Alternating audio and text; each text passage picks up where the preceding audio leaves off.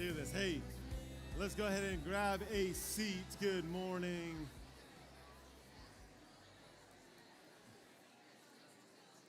Yeah, it's good to be back. Man, if we haven't met, I do work here. I've been out for a month. That was my wife, Megan. Megan, thank you. It's so good to be back. So good to see you all. So good to see my kid. My daughter just came in and gave me a hug. I haven't seen her in 2 weeks, so that was awesome. The last month we were out, we spent almost exactly about a third of the days we slept in our homes, in our bed at home. About a third of the time we were in a tent in the middle of nowhere, and then about a third of the time we were either in a cabin or with friends somewhere. So super sweet month to be out and about, to be with our immediate family, to be with our extended family, to be with a bunch of friends. So just a really, really sweet month. So thank you, our elder team, my bosses, of giving me a month to say, get away. I feel like about week 3, I'm just going to have an honest moment here. About week 3, I felt like, oh, I'm like a normal church person. I think about church on the way to church, as opposed to like normal life, like all week I'm thinking about it. I'm here yesterday, I'm praying. I'm here last night. I'm literally here up and down the aisles last night praying for this moment. I'm like, oh yeah, normal people don't do that. And so it helped me, I think, realize, like, for most of you right now, you're even wondering, who's this guy? Should I listen to him? Do I care what's happening in 40 minutes? So it's just good to get away for a lot of reasons. There were a few moments that I think really captured our heart and kind of the experience of what it was like being away. Kind of 2 different comments that were made. The first one was made by my wife 2 weeks into it or so. She goes, hey, being away from church feels like vacation without your kids. She's like, this is awesome. And then after a little while, you like really want to go back and you miss them dearly. And so it just feels good. It feels good to be back. I love my family. I love life here. And then the other comment that was made was by my 13-year-old. This was a couple weeks ago. We were driving to church all together as a family, and she goes, Dad, I think this is the first time we've ever all driven to church together. Just the nature of me working. I'm here at 6, and they're not. And it was awesome. I was like, yeah, you're right. And then, 5 minutes later, we were in this parking lot dropping our kids off while we were leaving to go to another church, because had I taken them away from this church when we were in town, there'd be a small mutiny, which I appreciate and respect. Like, shout out to our leaders who make this place awesome, that my kids really want to be here. So just a really, really sweet week. My wife did steal some of my thunder, just in terms of observations of being away. Loved going to other churches. It's a sweet, beautiful thing. I went to 2 churches in Corvallis, went to 2 churches down in Eugene, doubled up on a Sunday, and then went to church down in California when we were at Hume Lake at a camp down there with our high school kids. And just love that you see God moving and working in so many different places. Like, we went to church with like thousands of people, and I went to 2 services at different places with 30 people. And it's just a very different experience, but God is moving in each of those. And so loved being able to do that. And then love what I see happening here. Primarily the snacks, like on point. It is, like Megan said, it's insulting. Like, to just come in and be like, okay, now I leave. Even more insulting is when churches charge for coffee. You're like, what in the world? Like, oh, I don't want to pay for coffee? That seems weird. I'll just give you way more in tithe and expect a little bit of coffee in return. That feels far more appropriate. So just saying thank you for your generosity that provides a copious amount of communion food as we commune together and have communion. Also love our church's radical commitment to trying to take our faith seriously more than just Sunday. And I love the tool that we do, the journals. Who's got a journal? Someone, hey, Pete, hold up your journal real quick. Every week, oh, thank you. Here, I'm going to take this. So we hand these out. A big, colossal effort goes into making these, and a lot of you are part of that, so thank you. And what this is, it's just a resource that goes along with what we do Sunday mornings, because Sunday mornings are insanely limited in terms of what we learn, and even more limited in terms of what we apply. And so we want to be a people who take seriously throughout the week, hey, here's what I learned Sunday. Let me add to it and let me apply this to my life. And I love that we put that resource out there. And so just use it for everything that you can. I love that. I love that we do that. As we are kind of trying to get my mind back into life at work and at church and waking up way too early this morning and having to put a shirt on for the first time in a month felt really awkward. Having to put shoes to cover up the dogs, it's just like I'm trying to transition to a lot of things. So I'm trying to remember, where did we come from? And we came from back in September, where we started this whole theme for the year called Scripting the Flip. It's kind of a weird play on words. Obviously, normally it would be flipping the script, but scripting the flip is this idea that every week we're looking at some basic concept that the gospel teaches that is countercultural to what naturally comes out of us or comes through culture, right? And we saw this primarily play out as we spent about 10 months, 9 months in the Sermon on the Mount, where over and over Jesus said, hey, you have heard that it was said, right? You naturally want to believe this. You want to believe that life is about you, and Jesus is going to say, no, it's not actually about you. He's going to say, I have something far more radical. Blessed are those who are persecuted because of righteousness. Like, that's not something we would normally want to lean into. He says, blessed are the peacemakers. Blessed are those who are meek, right? A very different way of looking at the world. And so each week we're kind of looking at a flip of a cultural script, and then we are scripting, meaning we are taking time to write, whether that's in your journals. Maybe you're like, I'm not a writer, Pastor. Okay, just use your mind. We are taking time to respond. And so that script is like, hey, how do I need to respond to the things that I'm learning in service today? And so that's playing out throughout this series. Like I said, we started through the Sermon on the Mount. Then we're in the book of Ecclesiastes. We are in week 10 of Ecclesiastes. Weird name, right? Ecclesiastes comes from the Greek word ekklesia, which means the gathering. It's literally the word that we get our word church from. So there is no like church apart from the gathering, right? That we need to understand that. There is no like, I'm in the woods and that's my church. No, that's not church. Like the very meaning of the word church is to gather with God's people, okay? And so this book, Ecclesiastes, is referring to the person who is speaking to the assembly or speaking to the gathering. And this is a book. It's a story in some ways. It's kind of an autobiography of the life of Solomon. He's writing towards the end of his life. He's writing from a position that you and I will probably never get to, right? And what do I mean by that? He is writing from someone who got everything that he thought he wanted. Right? Most of us, we come from a life where we want a bunch of things and we get some of them, but we have to deal with all the disappointment of not getting all the things that we want. And Solomon has the opposite problem. He's like, here's all the things I want. And God's like, okay. He got all the things he thought he wanted, and it didn't play out the way that he thought because ultimately he did not chase the Lord like he should have. And he writes to tell the story basically to the generations after him to say, hey, be careful. Because when you get what the world promises, it's not actually as good as you think it is. You can get the car, you can get the money, you can get the job, you can get the influence, you can get the spouse, you can get it all. But the problem is if Christ isn't at the center, it's not going to give you what your heart ultimately longs for. And so we see this played out chapter by chapter. And then we get to today's passage. And if you've been reading ahead, you feel bad for me because it's an awkward one to kind of just walk into after being gone for a month. We get into what is the latter half of chapter 9 into all chapter 11, and it's the most random chapter in this book, right? It's a chapter that's filled with like 20-something just one-liners. It feels chaotic. It feels not put together at all. Different preachers and pastors have made different comments about it. Martin Luther, the famous reformer, he said this about this chapter that we're about to study. He says, Solomon really makes some harsh transitions here. Another theologian says this, indeed, we jump back and forth between a short story, a proverb, a case study, a comparison, a saying, a command, and as we do so, we wonder where in the world is this all going? Not that Pastor Solomon has given us linear logical arguments in each section, but we see here a scattered, perhaps even frantic effort to express himself. So this is the chapter that we're about to get into, Ecclesiastes chapter 10. And as I've been studying and as I've been reading this is what it feels like as we're about to get into it. It feels like, here's Solomon, he's in his older age. It feels like he's taking his grandkid to college and he's dropping them off for the first time. And let's say they live in Roseburg and he's driving them up to Oregon State. And it's like the first 8 chapters is like, I'm cruising up I-5. I've got plenty of time. I'm going to say some things that are meaningful. And then you hit 34. And you're like, okay, I know my drive's almost over.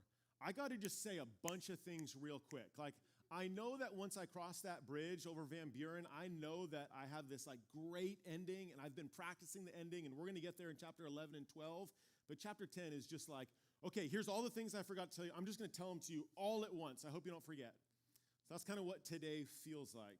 It is a bunch of random little tokens here, a bunch of little one-liners. So as we get into these one-liners, just up front, I'm not going to give you all of them, which maybe you're wondering, why are you giving us such a long intro then? Just give us all the one-liners. Like, you can learn and study on your own this week. I'm going to give you 6. But I do want to say some things up front about this. 2 quick points. Number 1, we're about to get a bunch of good advice today. The Bible is not primarily a book about good advice. It's primarily a book about good news. And good news is different than good advice. Okay, I'm going to give us some time where Solomon's going to say, hey, here's some wisdom in how to live. There's a lot of good advice. But the fact of the matter is, far more than good advice, a lot of us need good news. And so my heart would be, I don't want to just jump into a bunch of good advice and say, hey, here's how to live well, right? Here's 20 steps on how to be a great dad and a good mom, because the fact of the matter is, you can get good advice anywhere. Right? Quite frankly, you could rip this chapter by itself out of the Bible, and you could teach this in any church, Christian or not, anywhere. You could get this information from chat. You could get it from YouTube. You could get it from any influencer. There's a lot of great things and a lot of good wisdom to live by. But the primary heart of the Bible, the story of the gospel, is not just good advice, it's good news. And some of us need to hear this good news, right? We need to hear the fact that, man, I was created by a God who loves me infinitely, and there's a problem between me and him because I have said, God, I'm going to live my life apart from you, and that's created a chasm between us. And that chasm will exist now, and it will exist into eternity. But God did something about that, right? He sent his son to die on a cross, to raise from the dead, and through my confession of that, like that chasm can be brought back together, and I can have life with God now and in eternity. And that doesn't matter how much of a wise man I am or how much of a fool I am. That's good news, and that's the primary story of the Bible, right? So I don't want to be the church that just gets caught up in good advice, because again, this whole chapter is good advice. We need to be a church that celebrates good news, and some of us need that. Some of us are like, you know what? I've tried the good advice thing, and Pastor, quite frankly, I just don't need a bunch of good advice anymore. I don't say anymore, but maybe not this week, right? Maybe you're doing well in life, and life under the sun, you're like, I've done all the good advice, but it feels like something's missing. What's missing is good news, and I want to celebrate that good news today. And then I also want to tell us that because some of us, we know that we're actually we're struggling in life, and we've tried all the things, and we've failed over and over and over, and we, quite frankly, feel like the fool that Solomon's going to talk about in this chapter. And what I don't want to do is I don't want to pile on more shame and say, why don't you just be more wise? Here's some better advice on how to live. Now, that is true to some degree, but I want us to say, you know what, there's hope for the fool too, right? Because on that cross, Jesus turns to the fool next to him, and he says, today you're going to be with me in paradise. So we got to understand that the good news is different than good advice, and we're going to get some good advice today. The other thing that I want to say up front before we get into this kind of random list of good news is that following good advice doesn't always guarantee a good life. Now, hear me on this. A couple weeks ago, I was around a campfire in the middle of nowhere in Montana with a bunch of friends, close friends, 30-year friends. And we're talking about life, and there's a lightning storm and thunder, and it's raining, and having a good time, trying to figure out, do we need to just like do the whole like, I got to sit like this on my shoes and not get struck by lightning thing? And we're like, I think we're okay. But we're sitting around this fire, and a good friend of mine says, we're talking about marriage, and his marriage, it kind of fell apart. And he goes, you know what, I'm out with the whole God thing. He said, I did my first marriage the right way. We didn't sleep together. We were going in church together. We served together. We did the mission trip thing together. I did all the right things, and God failed me. I'm out. And I understand the sentiment behind it. Right? But there's a false belief behind this that says, if I do all the advice of the Bible, if I follow life the way that God invites me to, that my life will turn out a certain way, and it'll look a certain way, and it'll be a good life. But the fact of the matter is, that's not the promise. Right? The promise is that God will be with you if things fall apart.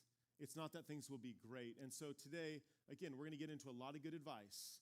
And I hope that we take it seriously. I hope that we take a real good look at our life and say, where do I need to grow? But if we do that and things still fall apart, that does not mean God has forsaken you or abandoned you. It means God is with you when the fact that life falls apart, because it does. We live in a broken, sinful, fallen world, right? Cancer happens. I spoke with a lady just after first service. She became a believer in her 60s just recently and is going through just brutal season of life. But she's going, I know God's with me right now, right? War happens, right? Tragedy happens. Car accidents happen. Like, being gone for a month, I come back and I'm so quickly reminded at how wild life happens to so many people, right? Things that we never want to happen. And that doesn't mean that God has abandoned you. So good advice doesn't always lead to a good life. Just hold on to that. A good life is the good news that God is with you. As we get into this text, like I said, I'm not going to give every point. I just picked 6. For no particular reason, right? I figured why not start with the first one, so we're going to go there, Ecclesiastes chapter 10. Let's go verse 1. I got 6 points. We're just going to start there. Verse 1. First point, small mistakes can have big consequences, so be careful. Right? Pay attention. He says this in verse 1. Dead flies make the perfumer's ointment give off a stench, so a little folly outweighs wisdom and honor. He kind of very straightforward. This one is probably the most straightforward of any of the different examples that Solomon's going to give us. He gives this example of a perfumer, someone who gathers spices and oils, and they're imported. They're from other places, and they're gathered, and it's a lot of effort, and it's expensive, and it shows honor, and it shows purity. And he says, hey, just a little bit of bad stuff in this can ruin it. And he's talking as a general rule about a little bit of folly can outweigh a whole lot of wisdom. And we know this, right? It's obvious. I think about my life. Like, I've been in full-time ministry just about 20 years. That's a long time. It's a lot of effort to build a reputation, to build a life that's consistent of 20 years in ministry. And like 35 seconds of folly can ruin that in instantly. Right? One poor decision, one act of foolishness, one kiss on the wrong lips will destroy years and years and years of faithful obedience to God. Right? And you think about how just a little bit of foolishness can ruin a whole lot of wisdom. Right? And that's true in so many different areas. Right? Whether that's your spiritual life, whether it's practical. Maybe some of you guys are just like, hey, I need help practically. Because I'm not really someone who pays attention to all the small details. Like, practically, like, hey, if your roof's leaking, pay attention. It's a small thing, but it could have a big problem. Right? If you're someone who, like, you're too big of a hurry, you're constantly on the go, and you're like, I never really read my texts all the way through, and I don't really read my emails all the way through, and this leads to problems, and I'm not calling my wife out here, but I'm just saying some of us, if we're not careful, just a little bit of carelessness can lead to some big problems. Like, it really can. So wise people pay attention. You think about your life, and you should. That's what a wise person does. A fool would be like, okay, pastor, whatever. I'm just going to go have a great lunch. It's going to be 98 degrees today. A wise person pays attention. So ask yourself, where do I need to pay attention? Where in my life? Where in my life am I letting a little bit of folly? Because it's just a little bit. And it can be on accident too, right? Like, there's a lot of different ways to interpret what Solomon just said there in terms of how it happens. A fly jumps into perfume. That's an accident, right? But you got to pay attention to pull it out, right? So maybe folly is happening. Maybe it's not even on purpose. Maybe you're being foolish on accident, and he's saying, hey, pay attention. So where in my life do I need to pay attention? Number 2, I'm going to skip verse 2. For my Republicans in the room, I'm just going to say this up front. Verse 2 is not a political statement. It's funny if you think that it is, because it's just funny how it plays out.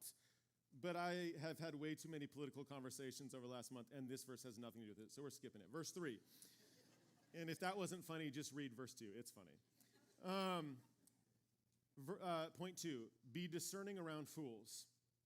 Verse 3, even when fools walk on the road, or even when the fool walks on the road, he lacks sense. And he says to everyone that he's a fool. Right, here's Solomon saying, like, if you're a fool, everyone knows it. It just kind of oozes out of you. You think about life, and the fact of the matter is, just through relationships, through proximity, we're going to be around a lot of different types of people. We're even going to be around ourselves. And Solomon says, hey, be discerning and be wise about who you're spending time with and how you give different people input into your life. Right? You think about going back to the Sermon on the Mount where Jesus says, don't be judgmental. Right? That's true. But then a couple verses later, he calls people dogs and pigs. Right? So he says, don't be judgmental. Be discerning. Think through who is giving influence into my life. Are they fools or are they wise? Right, a couple weeks ago, I was in Montana with the same group of guys. There's a couple days later, we're having breakfast all together. And one of my friends is single, and so naturally I'm trying to help him out. And so I lean over to the waitress. She's an older lady in her 60s, and I say, hey, I got a friend here who's single. Do you have anyone in your life who, might make a good partner for this guy? And she doesn't skip a beat. She jumps right in, and she starts hounding my friend. She goes, well, tell me about yourself. And he's like, well, what do you mean? And she goes, are you lazy? He's like, no. She's like, well, what do you do in the evenings? Like, I want to know what your evening looks like. She straight up says, she goes, you into video games? He's like, dude, I'm 40. She's like, I know a lot of 40-year-olds who are into those video games. Like, do you sit on the couch a lot? You watch TV? And what's she doing? She's trying to discern if he's wise or if he's a fool, right? After quickly discerning, I kid you not, she walks over to the hostess at the very front. She grabs her. She brings her over to the table. She introduces them. This is a true story. In the last 5 days, my friend told me last night, they have talked 21 hours on the phone. Just true story. So we can pray for them. That's love. Hopefully they don't listen to this podcast. But the waitress did a little discerning. Like, is this guy a fool? Because if you're a fool, I'm not going to introduce you to my friend, right? I try to do this with my kids, right? My kids are getting older. I got a 13-year-old now, and so I'm trying to teach them, like, hey, this is, like, these people are wise, these people are foolish, right? Especially starting to, like, think about boys and stuff. I'm like, hey, if this type of boy is, like, just always making fun of other people and isn't helpful, like, he's a fool. So if you have boys, like, let's raise up some non-fools, right? Just throwing that out there, right? So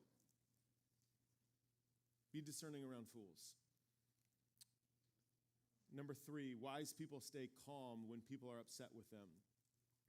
Verse 4, if the anger of the ruler rises against you, do not leave your place, for calmness will lay great offenses to rest. Okay, he uses the term ruler here, so the idea is like kind of someone in authority. If someone in authority is upset with you, how do you respond? And there's kind of 2 basic proclivities for us, and he lays them both out here. He says some of us have a temptation to want to leave, to want to hide, right? He says don't leave your place, don't run away. Some of us have that proclivity. When someone's upset, we're just like, oh, I'm just going to run away, and I'm going to pretend that this conflict isn't here, and I'm just going to avoid it. Some of us are avoiders. Anyone avoiders? You're avoiding raising your hand. I get it. I don't want to. But then he also says some of us are avoiders, but some of us are escalators, right? So he says this, hey, be calm, right? We have these temptations when people are upset with us. And I see this with my kids, right? I kind of got 2 different types of kids. I got one kid where I'm like, hey, I think your mom told you to clean your room. And they always give you like, oh, yeah, I'm literally walking to my room right now to go do it. And then like 2 minutes later, they're outside jumping on the trampoline. I'm like, I thought you, and it's like, you just avoided any sort of conflict. I see what you did there. Now get up and go clean your room, right? I got another kid.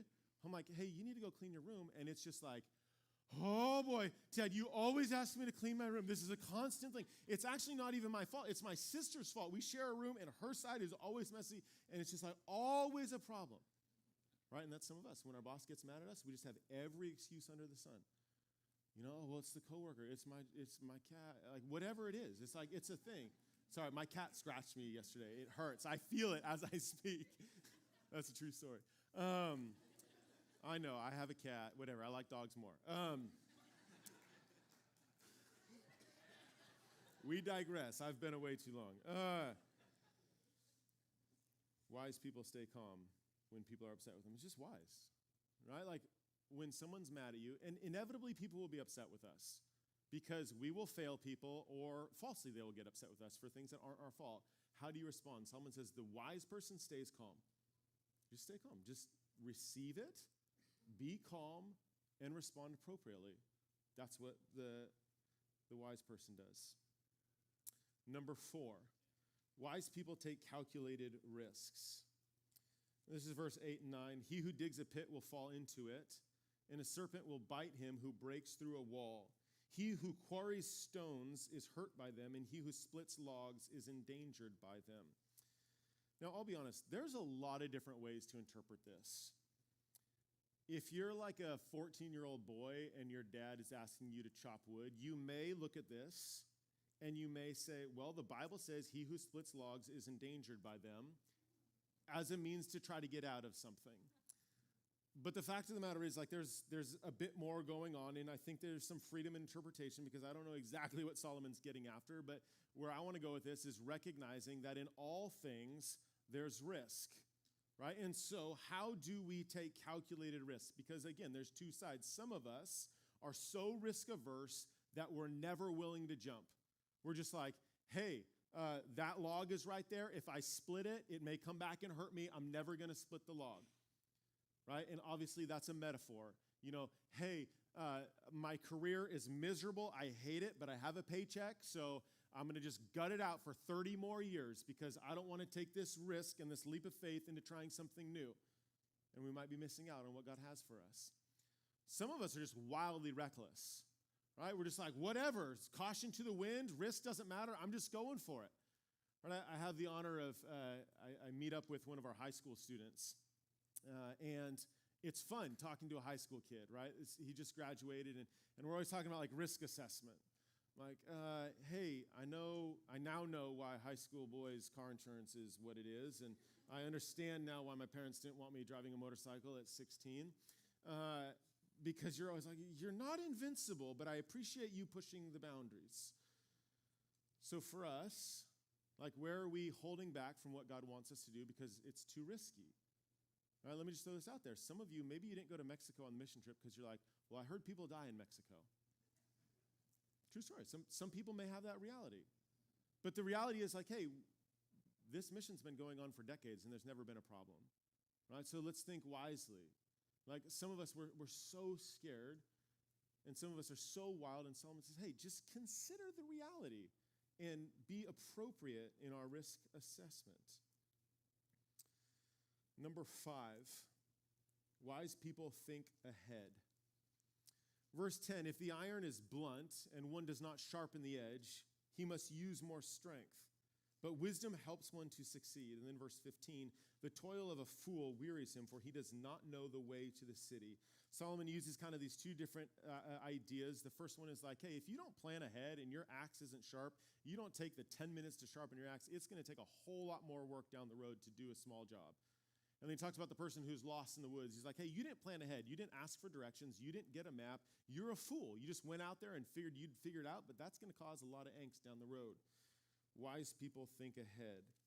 So you think about our life. Where do I need to plan ahead? This happens in a lot of different areas. While we were gone, we were down in California. We were at Hume Lake. We were at the same place where our high school kids were at, but my whole family was there. And we rented a big old cabin. And my brother-in-law from San Diego, he's a big biker. And he brought his bike up from San Diego. And he's like, I'm going to go on a big, long bike ride. And naturally, I'm like, well, I don't want to miss out on this bike ride, but I don't have a bike. So let me look around this cabin, and let's figure out if I can find something. And I find this bike, circa 1993, Kmart special, Huffy mountain bike. I think my friend Tim saw this thing. This thing is like teal and yellow, hadn't been pumped up in like 12 years. You know, the rubber's all cracked. I'm like, I think I can do this. So like, we start pumping this thing up, and I give it like 30 seconds, and it's holding air. And my brother-in-law's like, okay, there's like this, I don't know, 15, 20-mile ride that just goes out in the middle of like, you know, fire-burned road in the middle of nowhere. We leave at like 3 in the afternoon. He's like, hey, let's just go down this road and see what happens. I'm like, all right, I got this sweet Huffy. Let's just make that seat tall, and we'll get after it. Well, sure enough, like 6, 7, I don't know, a number of miles in the middle of nowhere, like the derailleur like breaks and seizes up the chain. Okay, this is going to be a long walk home. I'm like, I'll be all right, but this is going to be a long walk home. My brother-in-law goes, oh, I've got a chain breaker on me. We can break this chain and make you a single speed. I'm like, who brings a chain breaker out in the middle of nowhere? Okay, Joe Doty, plans ahead. Thank you, Joe. We need friends like Joe, right? Plan ahead. Like, think ahead. That wasn't me. I was not thinking ahead in that moment. I was willing to gut it out, but, like they say, if you're going to be stupid, you better be tough. And Solomon's saying, hey, let's be wise here, and let's plan ahead. Wise people plan ahead. Where do you need to plan ahead? Right? Things don't just happen on accident. You don't just walk into a good marriage. Right? You don't just walk into a strong faith. You got to have a plan with that. I love it. Someone asked me after first service, like, how do you plan to have a strong faith? Where do you start? I said, well, here's a simple start. We have these things literally called a Bible reading plan in the seat in front of every single one of you. If you're not someone who knows where to start, like, we've put together a very simple plan. Just start there. Start in the Word. Start with, like, God, like, you're speaking. You've spoken. Like, I want to hear what you have to say. Start there. How do you have a plan? Number 6, we're going to end up on this. Wise people work hard and save money. This is verse 18. Through sloth the roof sinks in, and through indolence the house leaks. Bread is made for laughter, and wine gladdens life, and money answers everything. So this would be a great verse to end on. You get some kid, what's your favorite verse in church today? Well, alcohol makes you happy, and money solves all your problems. It's in the Bible. You're so nervously laughing. It's right there, or right there. And so we have to ask the question, well, what's he saying? Some of you are like, yes, I love this verse. What's he saying? Now, there's a broad spectrum of interpretation. Some people are like, oh, it's just hyperbole. Some people are like, oh, no, I think Solomon's quoting an old drinking song here. We already know, here's what we know about that last section, about money solving everything. We already know what Solomon said in chapter 5. Right? Ron led us through a great job in chapter 5. Chapter 5, verse 10, Solomon makes it clear. He's like, no, money's not going to give you what you think you want. Like, it doesn't solve everything. It's not going to satiate your desires. Right? So what is he saying? He's talking about, I believe, the fact that, hey, actually money does solve a lot of problems. Right? Because what happens when your car breaks down? What do you need? You need money or a good friend. Right? What happens when your roof leaks? You need money. Right? What happens when you have to put a shirt on for the first time in a month and you don't have one? You got to go buy a shirt. You need money. Right? You need money. Like, and where does money come from? It comes from work. It comes from not being lazy. I'm trying to teach my kids this right now. They think that money comes from grandma and grandpa. I'm like, no. Money comes from work. Right? And the wise person doesn't spend it all at once. The wise person saves for the future because it actually does give us a lot of opportunity to do things. Right? And so where do I need to be diligent in my work? Right? Some of us are prone towards being slothful. Right? Some of us are prone to being overworkers. But where has God called me to work? Right? Work is a pre-fall gift. We say this often. It's not after the fall. It's pre-fall. So that's a gift. Where do I need to work hard? And then where do I need to be diligent and wise with what God has given me? To wrap it all up, I want to come back to what we started with. Some of us, we need to hear these words of good advice, right? I got all 6 of them up here. Some of us, like, there's 1 or 2 of these that you're just like, you know what? That's right. I'm living in folly right now in this part of my life. And the wise thing to do would be to pay attention, right? It might even be more wise to grab a friend, to grab someone in a community group, to grab a spouse and say, hey, let me just be honest and say that I'm struggling with planning in my life right now. Would you help me? Right? That takes a ton of vulnerability. Right? Maybe some of us are saying, hey, I've struggled with working hard lately. Would you help me in this?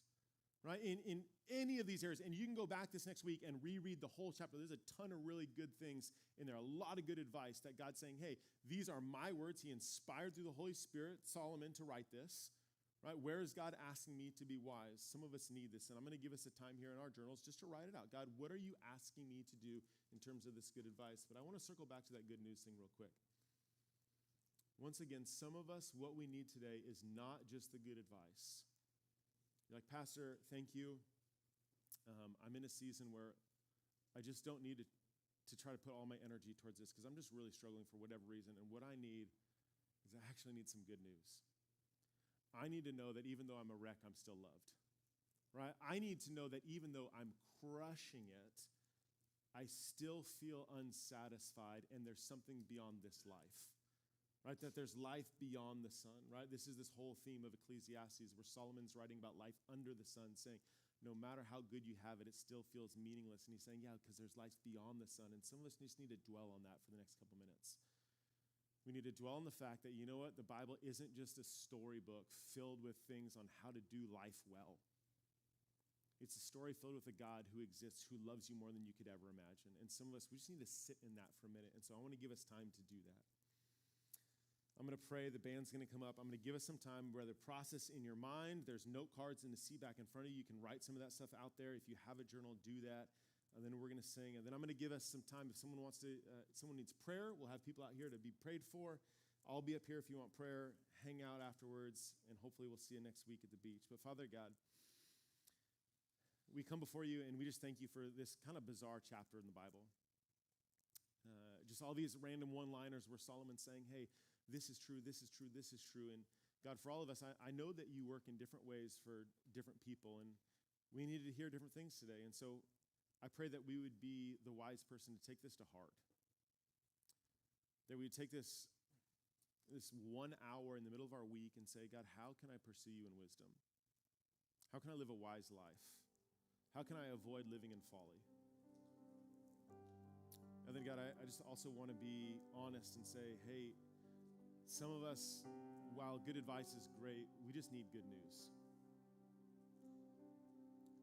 And some of us just need to hear, no matter how stupid you've been, or no matter how smart you've been, what defines you is not how foolish or how wise you are, but what defines you is the love of the Father for you. And you just need to sit in that for a minute and say, I'm wildly loved, and I want to give back my life and love to God and to love other people, and I want to do that in response. And so I just pray that we would receive that today, that if anyone's walking in here with a lot of guilt, saying like, dude, I blew it. I let some dead flies ruin my perfume. I let a little bit of foolishness ruin my life. And God, I pray that we would just receive your forgiveness, your radical generosity and mercy and grace, and we would walk out of here just with an appreciation that you're not just a God filled with good advice, you're a God with good news. We thank you for that. We love you, Jesus. We pray this all in your power.